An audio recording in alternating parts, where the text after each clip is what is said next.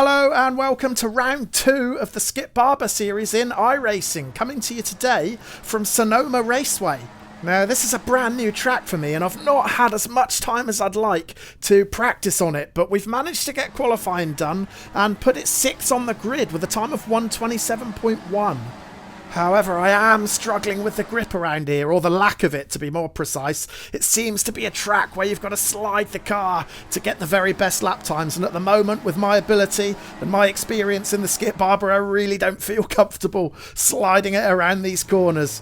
In an ideal world, I'd have liked a lot more practice before this race, but I'm away for most of this week, so this is my one crack at a Skip Barber race, and as the lights go green, we better get over to the live action and see if we can make the most of it.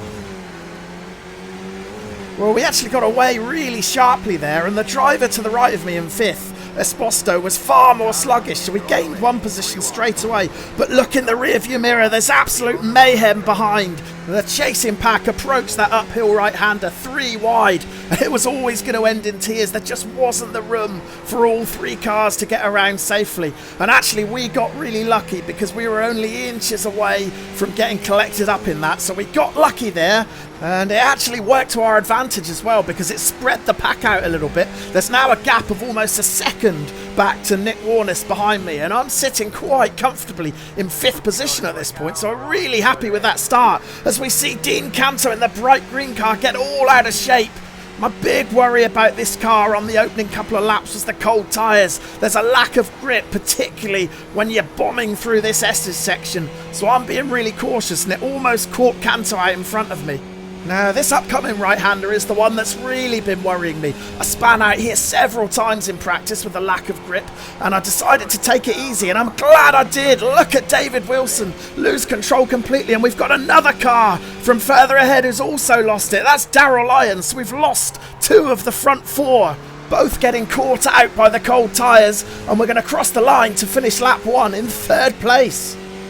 And my decision to drive with caution certainly paid off because we saw some fast and far more experienced drivers lose control on that opening lap. As we get the confirmation from our crew chief that we're currently occupying a podium position. So let's go back and check out a replay of the start, and we got away far better than the number 8 car alongside me, Esposito, and I'm glad I did because it got really tight behind me. Just take a look at those 3 cars, the number 6, the number 8 and the number 3, all side by side as they charge up the hill. But there just isn't the room when they try and make the apex, and in the end it's the contact between Esposito and the number 3 car of Guillaume Peton that does the damage. A quick look again from the chopper cam will show us just how close I came to getting collected in that. Keep your eye on Esposito in the bright green car. He spins there and he's inches away from clipping my rear wheel. And then later in the lap, I had a ringside seat for the battle in front of me between David Wilson and Dean Canto. And I'm glad I gave them a bit of space because look at Wilson in front at the moment. But he gets all out of shape coming into this fast right-hander. He loses the rear, tries to save it, but ends up in the tyre wall and takes a huge hit from one of the oncoming cars. Yeah, it was the number 6 car of Nick Warnes who ploughed into Wilson there. Now, Nick was lucky to escape the incident in T2, but he wasn't so lucky here. He gets a bit out of shape himself, but that's an absolutely massive shunt, and it's completely destroyed his car. Look at the damage. And if we check it out from another angle, we'll see that Nick was losing control of the car on the entry into the corner, but any chances he had of saving that slide evaporated when Wilson appeared in front of him. If you just glance to the front of the screen, you'll see the number 1 car of Darrell Lyons entering the pits. Now, Darrell was the first one to fall victim to this corner. Although he was almost the second, the leader almost went too, but saved it. But Darrell couldn't, and he ends up going nose first into the tyre wall, picking up some damage. And the carnage didn't end there because we can rejoin our old mate Esposito. He's got damage from that T2 incident, remember, and he suddenly decides to go into the pits here, turns right into the path of the car behind him, the number 12 of JP Hilden, and that's 2 more drivers out of action. Back to the race then, and we're about halfway through lap 2 now, and we're lying in a comfortable 3rd position. Dean Canto's about 2 seconds ahead in 2nd, and we've got a gap of about 1.5 seconds to Connie Olsen behind him 4th. And as we weave our way through the S's, I'm still taking it cautiously. I'm worried about the grip. I don't want to lose control and see that rear step out. So I'm just taking it easy here. And again, we approach this fast right-hander that we saw take so many victims on lap 1. So I'm just going to keep it in 4th and not risk putting it up to 5th. But look at the cloud of smoke in front. We've lost the race leader, Stefan Lagerstedt. Cast your mind back to the replay of Darrell Lyons' crash there a lap ago. Lagerstedt was just in front of him and almost lost it himself, but managed to save it. However, there was no saving it there, and Lagerstedt crashes out of the lead at Sonoma Raceway, and we're going to cross the line, finishing lap 2 in 2nd position. Here we can see a replay of Lagerstedt's crash, and he does run in really hot, gets that rear wheel out on the gravel, and there's no saving the rear when it steps out, but he does get a little bit fortunate there. We've seen other drivers crash heavily into that tyre wall, but Lagerstedt managed to just give it a glancing blow, and although he's picked up some front wing damage by the looks of it, it seems like his car is still drivable and he's going to rejoin. Back to the live action now, and we've got some company. Look in my rearview mirror. Connie Olsen has closed that gap down to 0.3 of a second. So Connie's clearly got some pace here as we weave through the S's. Again, I'm still cautious about these tyres. We're on lap 3 now, but have they warmed up yet? I don't know. But rather than finding out the hard way, I'm just going to take it easy. I'm still not tempted to shift up to 5th through this fast right-hander. And as you can see in front, a back marker spun off and he rejoins right on the racing line. But luckily, we had enough notice to shift out onto the other side of the track and get around him safely. But yeah, that could have been a lot worse had we been just a little bit closer to that accident. So we're going to finish lap 3 still in 2nd position, and we've actually opened up a bit of a gap again on Connie Olsen behind us, up to 0.8 of a second. So I suspect that Olsen was caught out a little bit more than I was by that spinning back marker.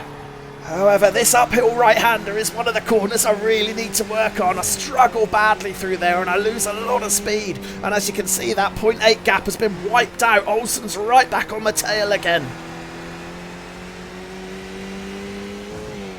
And as we approach this next right-hander, I'm just going to turn in a little bit too early and clip that curb on the inside. It was quite a big hit, but thankfully not big enough to unsettle the car. But it's yet another sign that the pressure being applied by Olsen behind is starting to take its toll. We're into the S's now, and Olsen's just 0.4 of a second behind, so it's really important that I keep my line tight through here and also carry a lot of speed through, and I do okay up until here where I just run it a bit wide, and that gives Olsen the invitation he needs to dive up the inside. As soon as I knew I'd left the gap there, I didn't want to try and defend it because I knew that this treacherous right-hander was right in front of me, so I wanted to keep steady and stable for that. So I thought it was safest just to surrender that position. But look who we've got behind for company now. It's Lagerstedt, and he's having a right look up the inside, but he just hasn't got the power to pull alongside me along the start-finish straight. So we've held the position for now, but we know that Lagerstedt is incoming. We can go back and check out a replay of the back marker who spun on lap 3, and it's our old friend Esposito again, becoming yet another victim of that treacherous right-hander, and he rejoins right on the racing line at a slow speed. Thankfully, we all had enough notice to alter our lines to get around him safely. And then moving on to the next lap, and we can see me get my line all wrong through the S's, although maybe not quite as wrong as Lagerstedt behind. Look how wide he went onto the gravel. But yeah, that was the gap I left for Olsen to take that 2nd position. And now we're going to come under fire from the former race leader, Lagerstedt. As we approach the final turn, he's going to try and take a really late apex to cut it up the inside. There's not much room, but there's enough room for him to have a sniff, but thankfully I got a really good exit myself and had a bit more power.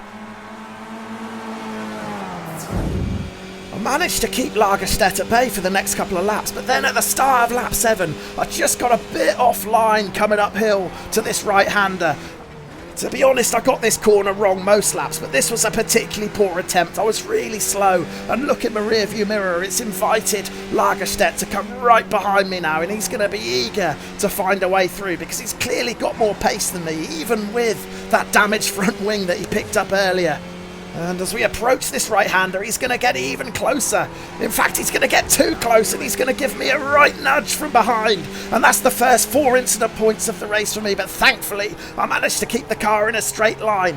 And you'll have seen in the rear-view mirror there that Lagerstedt ran it in a little bit hot into that last corner too. He drifted out wide on exit, and it certainly cost him a tenth or two, but as we weave through the S's, he's still very much within striking distance. Now, we're on the 7th lap of the race here, so I'm confident now that the tyres are up to temperature and I'm feeling a bit braver. So I've whacked it into 5th to try and carry a bit more speed through this turn. But as you'll see, I just lose a bit of traction. I slide out towards the curb, so I have to get off the gas to avoid touching the gravel. And that gives Lagerstedt the invitation he needs to dive up the inside and make the pass stick on the exit. So that relegates us to 4th position, and it's amazing how this race is taking exactly the same path as last week's round at Summit Point. I was in 2nd position there for a while as well, but I just didn't have the pace to stay in front of the faster guys who'd spun off early and were charging back, and it's exactly the same here. I'm going to try as hard as I can to stick with Lagerstedt, but it's no use. He's just faster than me, even with that damaged wing, and I can't do anything about it, so I'm really trying to stick with him here, but we're only a third of the way into the lap, and he's already opened up a second gap. And unfortunately for me, that advantage is only going to grow over the next couple of laps. So we can go back to the replay and see exactly how much pressure I was under from Lagerstedt over those past couple of laps. He got really close to me there, and that's where the contact was, although it didn't look nearly as bad from the TV cam as it did on board at the time. So although I managed to hold him off there, it was only delaying the inevitable, because a few corners later I get a real slide on coming around that fast 5th gear turn, and I get off the gas because I'm worried about losing control. I just want to keep the car stable, but that loss in speed gives Lagerstedt the opportunity he needs to make the pass. We've jumped forward to lap 11 now, and as you can see from the relative board, Lagerstedt's not hanging about. He's opened up a 4.5 second advantage. So it's a pretty lonely second half of the race for me now. I've got a clear track in front of me, I've got a clear track behind me, and that means I can at least concentrate on my lap times. And if you see my last lap time down in the bottom right there, I've managed to do a 1:26.8. Now, that was my first lap in the 1:26s, and it's a good few tenths quicker than my qualifying time, and you'll see there that we've just gone faster again, a 1:26.7. So it's a really encouraging sign of progression and evidence that we're beginning to feel a bit more confident with the car and getting to grips with the track. In an ideal world, I would have had a lot more time to practice, and I would have tried to get my lap times down to the early 1:26s before entering this race. But sadly, time was against me this week, so I just had to settle for the bare minimum of practice laps, just enough to get a bit familiar with the track and competent enough to try and stay safe out there, which luckily so far we've managed. So we've got 6 laps remaining at this point, and Lagerstedt's cleared off. I know I'm not going to keep up with him, so I'm not going to try and push and risk making a mistake. So the only real concern I've got at this point is Darrell Lyons. He's the driver behind me in 5th, but he's 22 seconds behind. So as I said, with only 6 laps to go, I knew he wasn't lapping fast enough to bridge that gap. So my goal for the rest of the race was just to keep it steady and safe. And we actually continued to post some decent lap times. You'll see down in the bottom right corner, our latest lap time is a 1:26.5. So we're continuing to post PBs, but now we get the white flag out. We're at the end of the race. There's 1 lap to go. That gap back to Darrell Lyons has shrunk, but it's still 15 seconds. So I know that barring a disaster, that 4th place will be ours.